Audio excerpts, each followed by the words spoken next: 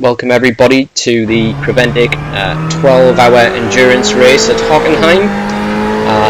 This is a kind of Group 3, Group 4 race, although we're in GTE. So this is the Ferrari 488 GTE that we're on board with at the moment. So just to explain a little bit about what this is, what the race was like. Hopefully maybe give you some hints and tips to look at if this is something that you're considering doing. Do apologise about the quality of the microphone as well, it's certainly not the best. So this was a race that was held just on Saturday gone, so in terms of the date for that was the 26th of June. And the race started at approximately 2 p.m. I can't tell you where we qualified, unfortunately, because I wasn't around for it. I kind of logged in just before my stint, which is one of the good things is you don't have to watch all 12 hours of the race. For this race as well, you've got to be in a team. So we're in the MRC Ferrari GTE. We're the green team. So that makes up Andrew, Matt and myself, and we're covering the 12 hours between the three of us, whilst you're not racing, whilst you're not doing your stint. One of the other person will spot for you, try and keep you out of trouble and keep you clear, and we'll probably talk a little bit more about that towards the end of this. So this is an iRacing event. So you need to have a PC to race on iRacing, but all I can say is wow. You know, whether you play on a console, you have a PC, if you enjoy you know, simulation racing, this is something you've got to try. Basically, it is as real as I will, as Matt unfortunately goes a little bit wide, it's as real as I will ever get to racing a real race car, and I'll explain a little bit about it. So obviously 12-hour event, starting at 2 p.m. UK time, so it would be a 2 a.m. finish generally, and for us we've got 3 team members, so we're all going to do 4 hours approximately. We had organised our timings as to how long we were going to drive for, so basically we were going to swap drivers at the pit stop, fill the tank, so 29 laps worth, stop again, and then on the second stop we would then swap drivers. So a stint would be approximately just over 2 hours, 2 hours 15 approximately, for a 29 lap stint. So we're on board here with Matt. The opening stint was carried out by Andrew, and Andrew put us in a cracking position where when he came into the pits, we were in 4th place after Andrew's first stint. Unfortunately, and this is the extreme learning curve, when I jumped in, the first thing I did is got us a stop and go penalty for speeding in the pits. So as I left the pits, I hadn't engaged the pit limiter, and therefore we had a stop and go. So I headed out on the lap, came in, pitted, and by the time we got back out, we dropped to 14th place. It wasn't a true 14th because some people had gone longer in the stint, so I'd employed a little bit of fuel saving, but obviously nonetheless came out in 14th. At this stage, obviously, after my stint, which was 4:30 p.m. till about 6:45, I handed over to Matt. So this is Matt's first stint in the car. We'll talk a little bit about obviously this stint, but as you can see, I think on the windscreen, you can see I think we're in 10th place at this moment in time. So we've dropped 6 places from where we were. And we're approximately now kind of 4.5–5 hours into the race. So the car's still in one piece at this stage, I'm pleased to say. So yeah, this was my first proper endurance race.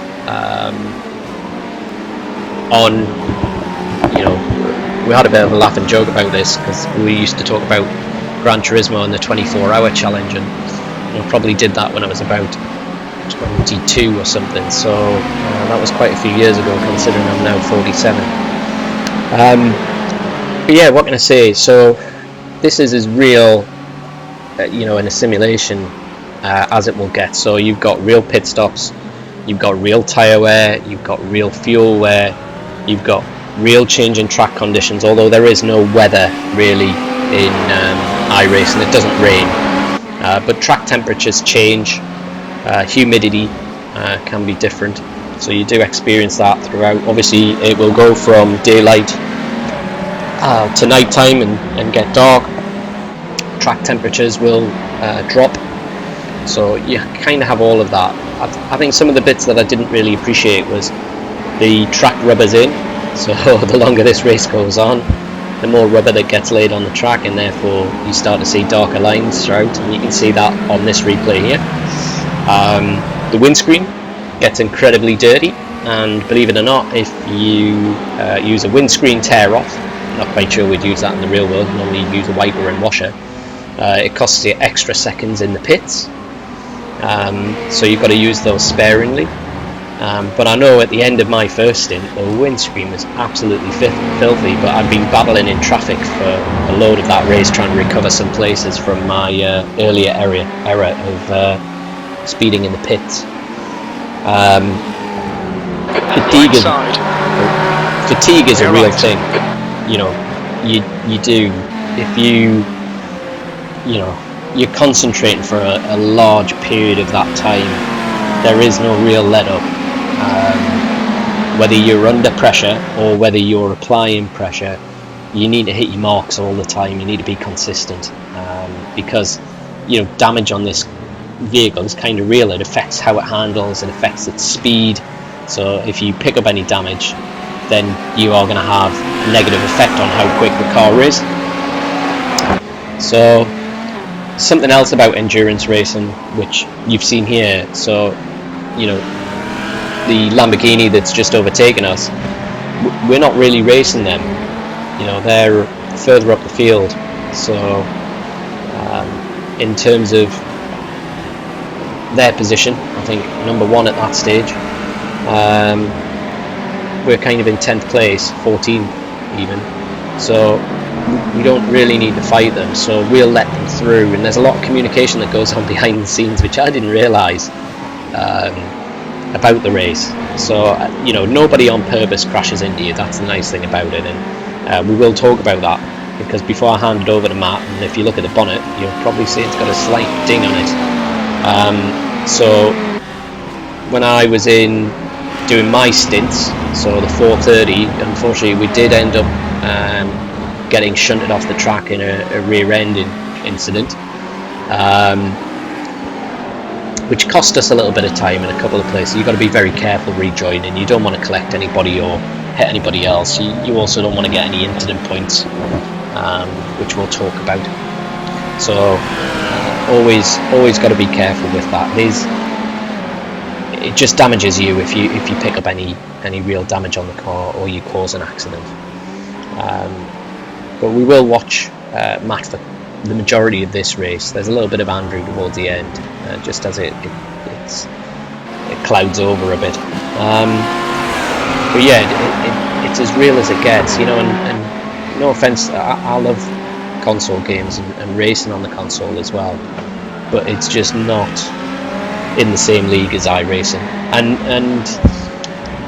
don't get me wrong, there are some very, very good sim racing games on PC as well, and it wouldn't be right for me to comment on the ones I haven't tried, but I love Assetto Corsa, for example, but it's still not, it still doesn't feel quite real enough, where iRacing, in my opinion, does. So if you haven't tried it, definitely have a look for a discount code, get yourself the 3 months for $4 or whatever it may be. Oh yeah, I think you can get the whole year for $20 now. So if you're in the UK, that's like £16 for the year, and even the standard cars, there's a choice of cars which are free, are probably decent, so definitely worth doing. But yeah, it just feels real. Anyway, a little bit more about this race. So we're going to see Matt have some good battles coming up, because he does recover back to 6th place in the end. So we see him get up to 7th. My incident, so after the 2 rear endings, I also had a spin where I had a gentle nudge against the wall, hence the car. And I think what I've learned about endurance racing is, one, do some preparation before the race, not necessarily practice in terms of lap, but you know, I hadn't set myself up on Discord on the PC. Just gonna have a look now. So where are we? There we go. So we're the green line there, so I can see counting up. So I think we're up to about 9th there. So yeah, get some practice with your teammates. So there's 3 of us. Make sure your comms, your communication between the team members is all set up and ready to go. The second thing I would say is definitely make sure you understand which buttons on your steering wheel do which things for the car. So for example, I made the error of sharing the button for the pit limiter, and the reason being is normally in iRacing you can have an auto pit limiter, so when you enter the pits it automatically applies it. Whilst you're in the pits it holds onto it and then releases it just as you get to the line. In the endurance race you can't have that. There's no auto pit limiter, so hence why we ended up speeding in the pits, and unfortunately not just once, twice. So, and that both times with me. So definitely something I've got to get better at. Watching Matt here, he's obviously catching up a big bunch of cars, so currently showing 8th position. So we'll see him go and get through these lot. So that's one thing, make sure you prep. Number 2 is have a plan. Make sure you know when you're going to change, how much fuel you're going to leave in the car. Luckily, obviously, if you become crew chief, kind of one of the options of being a spotter is to become crew chief, you can select the pit stop strategy in terms of, you know, what you're going to do in the pit stop. So have somebody who takes charge of that, definitely. And the other thing is that the spotting, don't rely necessarily just on the automatic spotting options like crew chief, for example, which is a great bit of kit, but actually when you're doing an endurance race, get one of your partners, you know, one of your teammates to do it.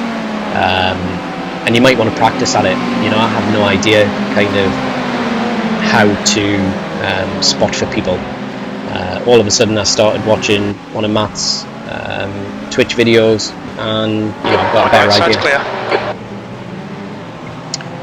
So see, Matt's now on the back of this group, so this is not long before the end of the stint. He swaps over.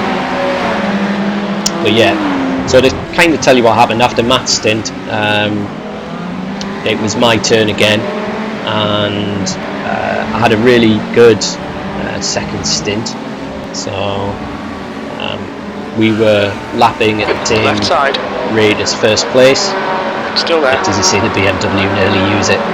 Still there. Hold clear left. And we recovered. Obviously, we didn't drop any places or anything like that. You can hear the spotter kind of calling out, "There's a car right." There isn't a car right. It's nowhere there, nowhere near there. So you can sometimes get it wrong, especially in the endurance racing.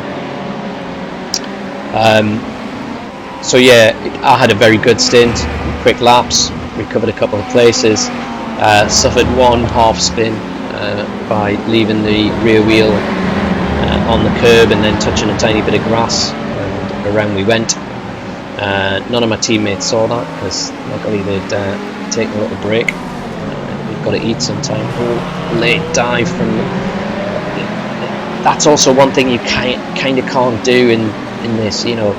If you're fighting for position, you might look to do a late dive, but if you look closely at that, that's just, they're not fighting anybody there. These cars are all numbered at different positions, so we've got for example, the pink car is position 20. You know, we're position 8. You've got to just be so careful. You know, you don't want to get tangled up with these guys, because again, if they hit you, you're going to be in trouble. So, a little nudge there from Matt. And he does go down the inside. Car gives him room though. You notice, you know, a lot of the time there's some communication going on about where to pass, you know, or where you can be let through. So we are now, we've got 7th position in front of us, we're in 8th. So this is full on racing for that position. So like I say, there was 3 of us. Andrew's really experienced and very quick. Matt is very experienced and very quick, and then they had me, stuck with me. Effectively though, we're kind of getting near to the end of the video. I hope it hasn't been too boring for everybody. I said I would do this next time. I think what I'll try and do is do more replay with different videos on board, and I'll also talk about specs of PC and what it's running like. I hope you've enjoyed it, because it's 4K 60 frames per second, so it should look pretty good. The end result of this, unfortunately, is when I handed the car over to Andrew, I didn't spot for him, and as he was coming out the pits, his electronic spotter told him he was clear. Unfortunately, we had a coming together with another team, which was a bit of payback, because it's one of the teams who shunted me off track earlier on. However, they did apologise for that. But unfortunately, it meant that we got quite a lot of extreme damage, so we had to pit again. And the pit was 15 minutes to repair the vehicle, and as well, because of the accident, we got quite a lot of incident points, so we got to the maximum of 50 that you're allowed. So we actually then had to pit the car again for a stop and go. So we dropped to 19th place, and the car was very, very difficult to drive. Obviously, even though it had been in the pits getting repaired, all of the aerodynamics of the car had been affected. There wasn't literally a straight panel on it. And in the end, it got to the point where we had another off, and we did then look to retire the car. But overall, this was the first race we'd done as a group of 3. This is an endurance series, so there's another endurance race in a month's time, which is the Spa 24 hours. We'll be looking for 3 more drivers to add into the team to cover the extra time scale. So again, the slots that we're going to race are still going to be approximately the same, so 2 hours 15. To cover that, there'll be more pit stops, there'll be more opportunity for damage. Because it's Spa, it's going to be really popular. So again, I would imagine a full field of 60 cars, but it'll be interesting to see. The car choice is slightly different to this one, so there's the Ford GT in there, the Ferrari's still in there, so is the Lamborghini, the BMW, but a couple of others as well, so it'll be great to see what that race is like. However, what I will definitely take away from that is we would have done some practice and maybe had a bit more of an understanding as to left side what we're going to do, still there, when we're going to do it. clear left. Kind of to finish off, obviously we do eventually unfortunately retire the car. Just one of those things. It was a great learning experience, thoroughly enjoyed it. You know, it was a real adrenaline rush when jumping into the car and heading out the pits for the first time, and even just, you know, driving it throughout the race as the tyres wore down, as the fuel got low. You know, the handling of the car changes dramatically. You get more understeer, it becomes a little bit trickier under the braking, the front end moves around. It just really is a very, very not that I've driven a real GDE car, but a real thrill and a real kind of simulation as to what you would expect it to be. So here we can see Matt, so he's in 8th, we're challenging now for 7th. got to be a good opportunity into the hairpin coming up. So Ferrari versus Ferrari in the slipstream. So we are racing for position here. So, but there you go. You can see Matt makes it known pretty early that we're going to go for the overtake. Puts it down the inside, leaves that person room though. We're not, you know, trying to take this person out. And yeah, that's up in 7th place. So excellent driving from Matt. Really good overtake. Safe. Getting towards the end of his stint as well. So you know, got to know how much braking you've got. Did that incredibly well. So yeah, we're going to see a little bit of Andrew just a little bit later on. Again, incredibly quick. There's none of me, I'm pleased to say, because otherwise we'd just see incident after incident. Although, you know, once I was actually in the groove, as it were, everything was fine. The car was fantastic.